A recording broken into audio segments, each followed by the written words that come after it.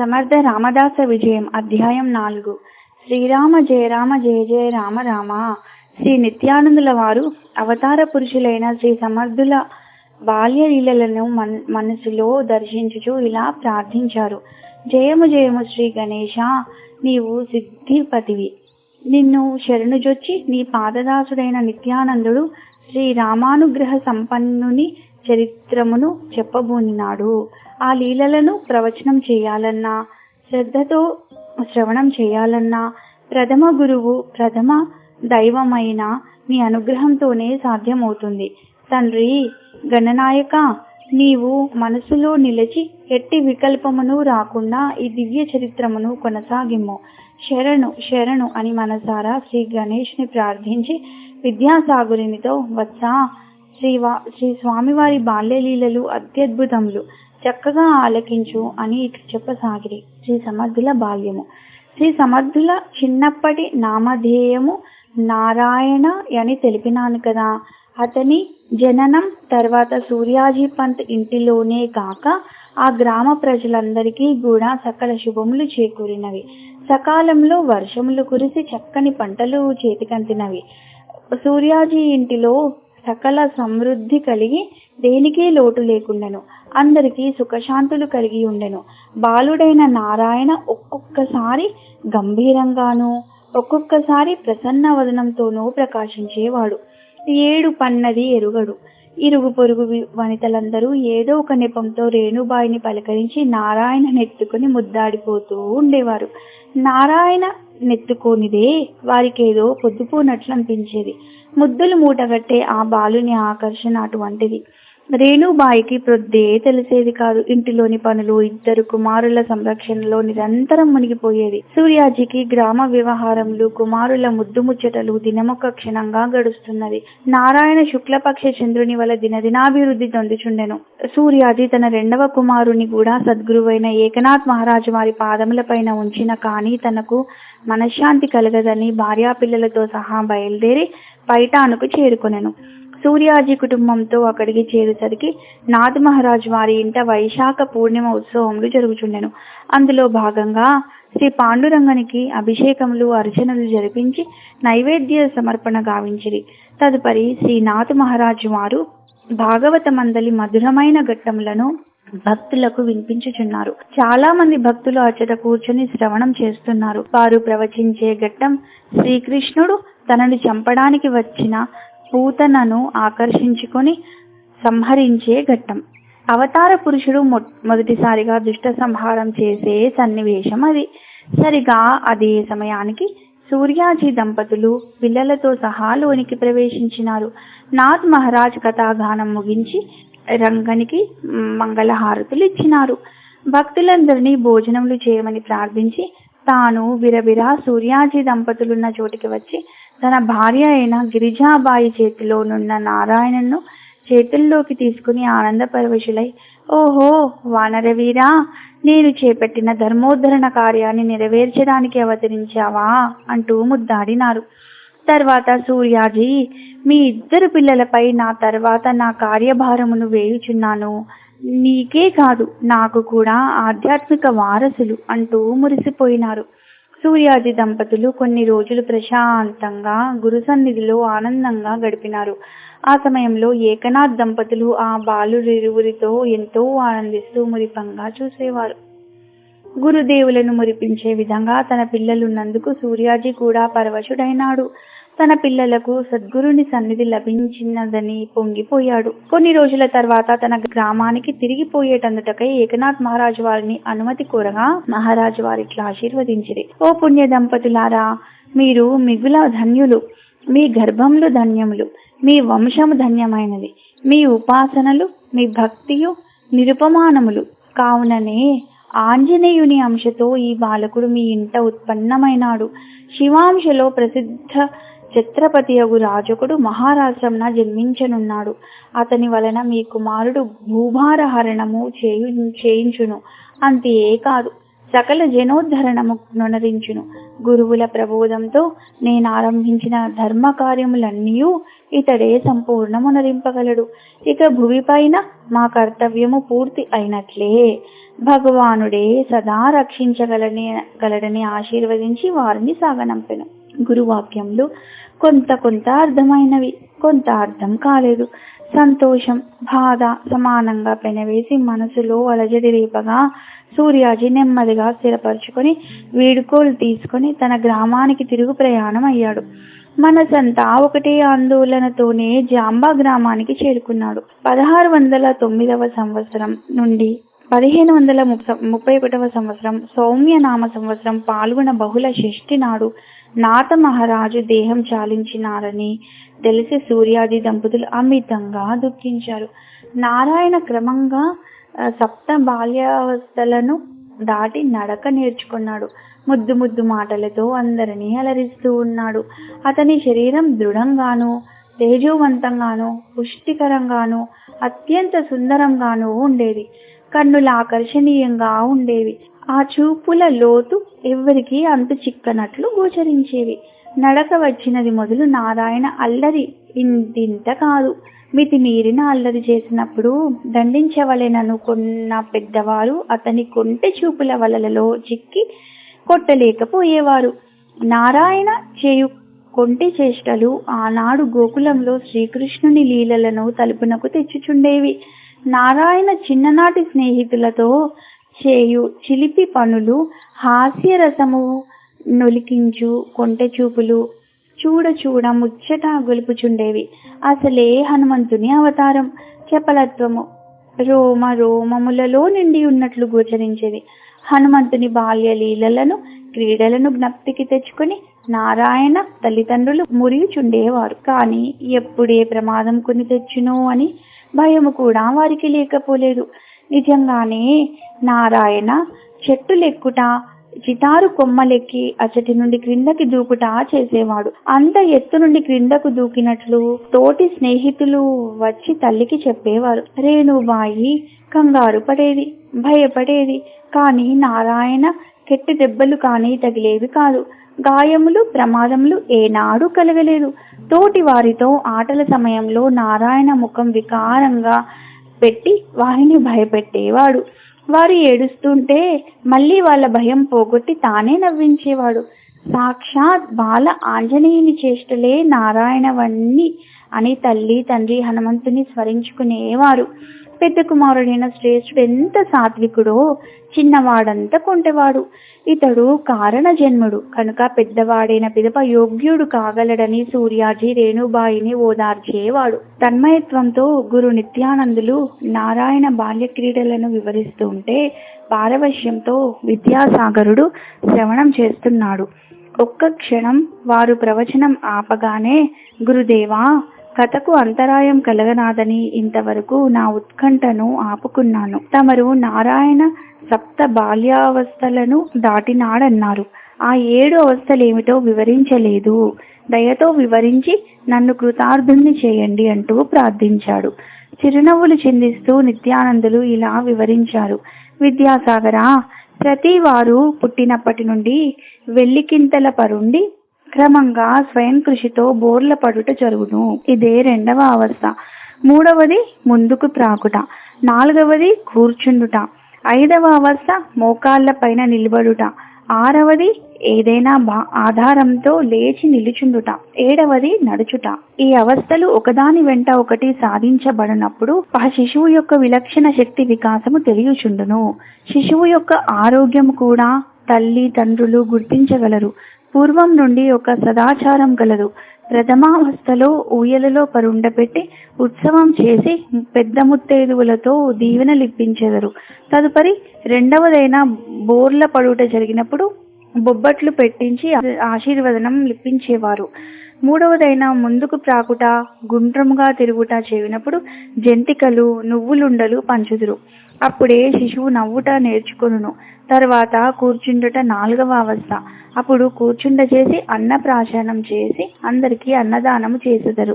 5వ అవస్థలో శిశువు 2 చేతులు 2 మోకాళ్ళు భూమిపై ఆనించి ముందుకు పోవును. పారాడుట అందురు. ఆ సమయంలో శిశువుకు దీవెన లిప్పించుటకై గడుపలు దాటినందుకు గారెలు పంచెదరు. లేచి నిలబడి అడుగులు వేయు సమయం 6వ అవస్థ. అందరినీ పిలిచి అట్లు పంచెదరు. సప్తమావస్థలో శిశువు తడబడు అడుగులు వేయుచుండగా అతిరసములు పంచి వేడుక చేయుదురు. శిశువు పుట్టిన సంవత్సరం లోపు ప్రతి 2 నెలలకు ఈ విధంగా వేడుకలు జరిపించి పెద్దలతో ఆశీస్సులు ఇప్పించుట సదాచారము. అది సాంప్రదాయంగా సదాచార సంపన్నుల కుటుంబాలలో నేటికి జరిపించుచున్నారు. శ్రీ సమర్థుల తల్లికి విశ్వరూపమును దర్శింపచేయుట. విద్యాసాగర, అవతార పురుషులు తాము ఎవరనేది తెలియచేయడానికి అప్పుడప్పుడు కొన్ని లీలలు చేస్తారు. వాటిని అదృష్టవంతులైన కొందరు మాత్రమే అర్థం చేసుకోగలుగుతారు. ఒకసారి రేణుబాయి మజ్జిగ చిలుకుతున్నది. ఎక్కడి నుండో పరుగుడిచూ వచ్చి నారాయణ తల్లి వెనుక నిలిచాడు. తల్లి వెన్న తీస్తుండగా చేయి చాచి తనకు వెన్న పెట్టమని అడిగాడు. తల్లి ఆగు, అన్నింటికీ తొందరేనా అంటుండగానే ఆమె మాట వినిపించుకోకుండా ఆతృతతో చల్లకుండలో చేయి పెట్టి వెన్న తీసుకున్నాడు. అతని దుందుడుకు పనికి తల్లికి కోపం వచ్చింది. వెంటనే అతని వీపు పైన గట్టిగా కొట్టింది. నారాయణ పెద్దగా ఏడుపు మొదలుపెట్టాడు. ఆ నోరెంత పెద్దగా తెరిచాడో చూడు అనుకుంటూ అతని నోటి వంక చూసింది. అంతే, నిశ్చేష్టురాలై నిలిచింది. ఆ నోటిలో యశోదమ్మకు కృష్ణ పరమాత్మ చూపినట్లు 14 భువనాలు కనిపించాయి. ఆ తల్లి సంభ్రమాశ్చర్యాలతో ఆ వింత దృష్టిని తిలకించింది. తన కుమారుడు హన్మదంశావతారమని, తమ కులదైవమైన శ్రీరాముని అనుగ్రహంతో జన్మించాడని గురుదేవులు ఏకనాథ్ మహారాజు వారు చెప్పిన విషయం గుర్తుకు రాగా మనస్సులోనే ఆ రూపానికి గురుదేవులకు నమస్కరించుకున్నది. ఈ విషయాన్ని ఎవ్వరికీ తెలుపక గోప్యంగా మనసులోనే దాచుకున్నది. ఎందుకంటే తన కుమారునికి దృష్టి తగులుతుందేమోనని ఆమె భయం. విద్యాసాగర, ఈ లీల చెప్తూ ఉంటే శ్రీరామచంద్రుని బాల్యంలో వారు చేసిన ఒక అద్భుత లీల గుర్తుకొస్తున్నది. శ్రీరాముడు తాను అవతార పురుషుడని తన జీవితంలో ఎక్కడా ప్రకటించకపోయినా వారి అద్భుత కార్యాలను బట్టి మాత్రమే మేధావులు, మహర్షులు తెలుసుకున్నారు. ఆయన మానవతా ధర్మాన్ని, మానవత్వపు విలువలను లోకానికి తెలియజేశారు.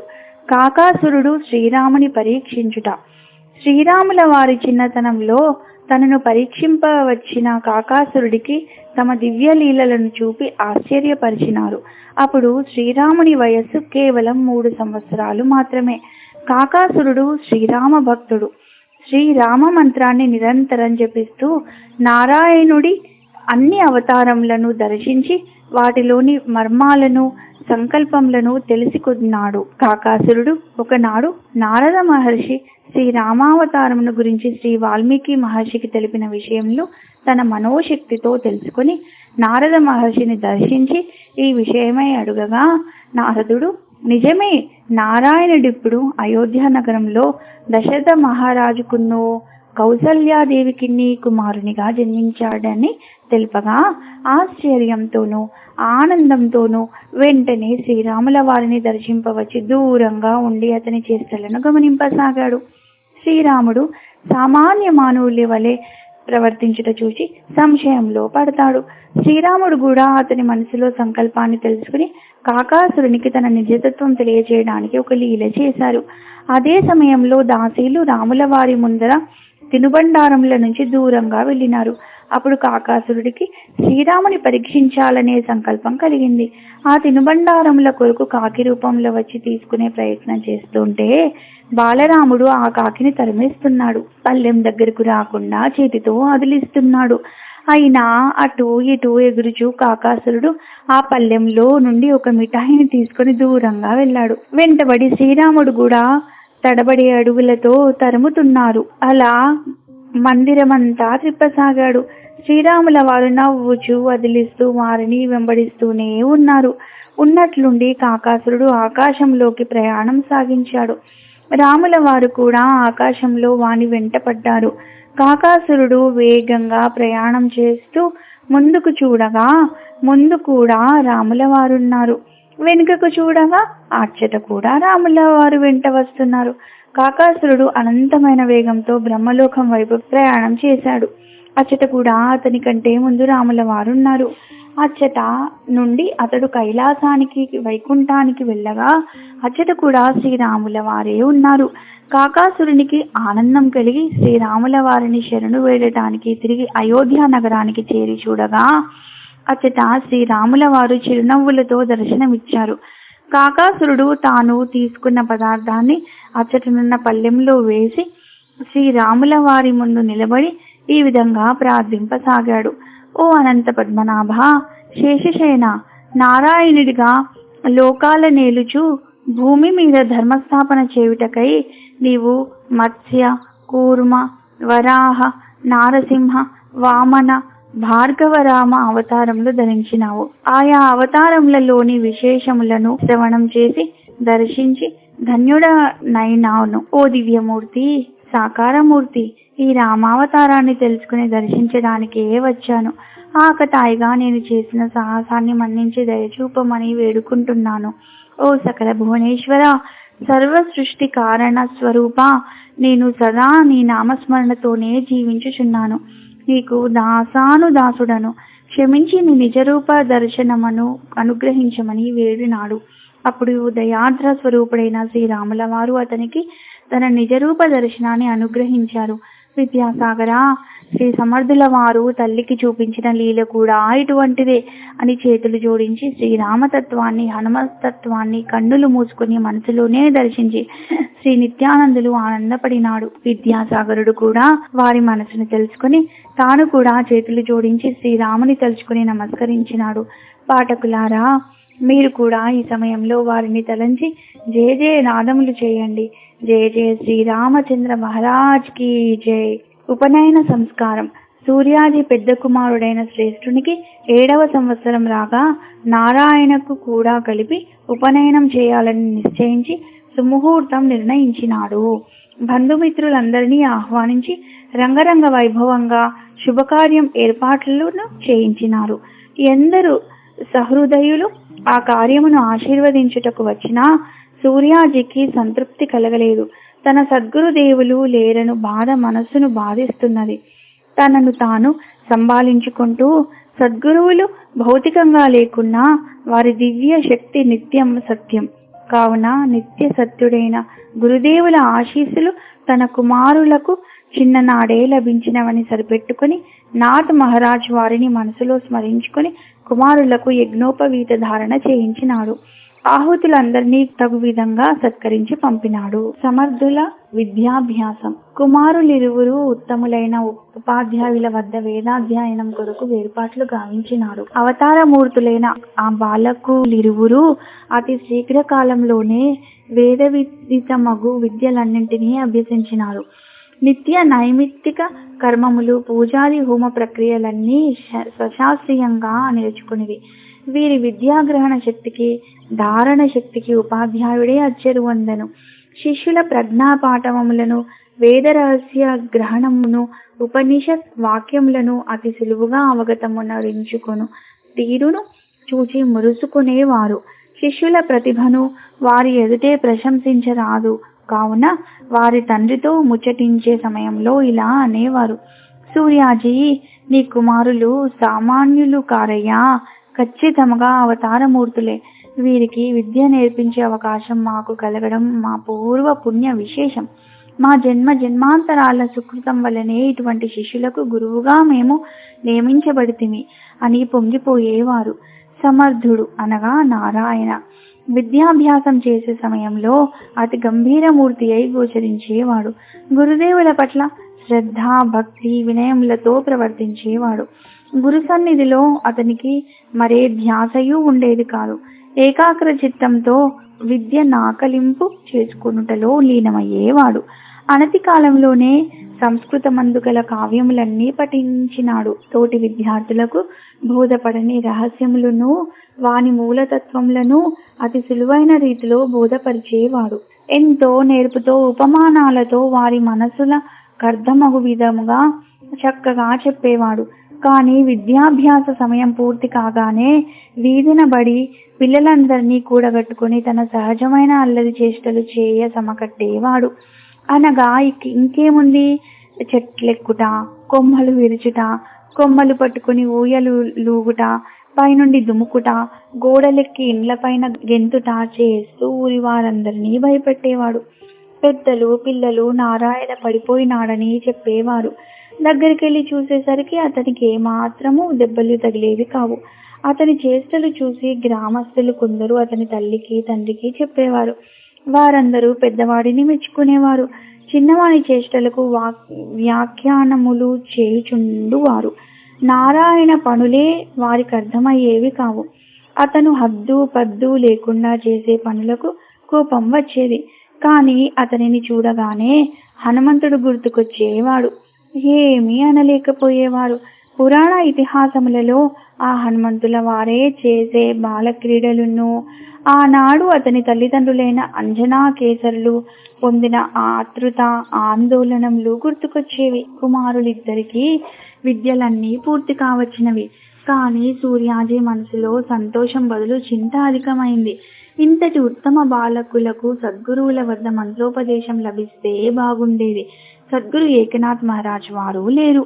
వారు పెద్దవాడు గొప్ప శ్రీరామ భక్తుడవుతాడని, చిన్నవాడు ధర్మోద్ధారకుడవుతాడని, నా ధర్మ కార్యములన్నీ వీరే పూర్తి చేస్తారని చెప్పిన విషయం గుర్తుకొచ్చి కొంత శాంతి పొందేవారు. అంతేకాదు, సూర్య భగవానుని వాక్కులు జ్ఞప్తికి వచ్చేవి. వారు నా అంశతో ఒకడు, హనుమదంశతో ఒకడు పుడతారని వరమిచ్చినారు కదా.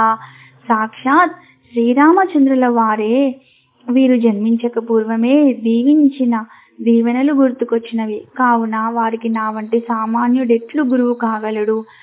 మహోన్నత పురుషులే వీరికి గురువులుగా తప్పక లభించగలరు అని తనలో తానే స్వస్థత చెందేవాడు.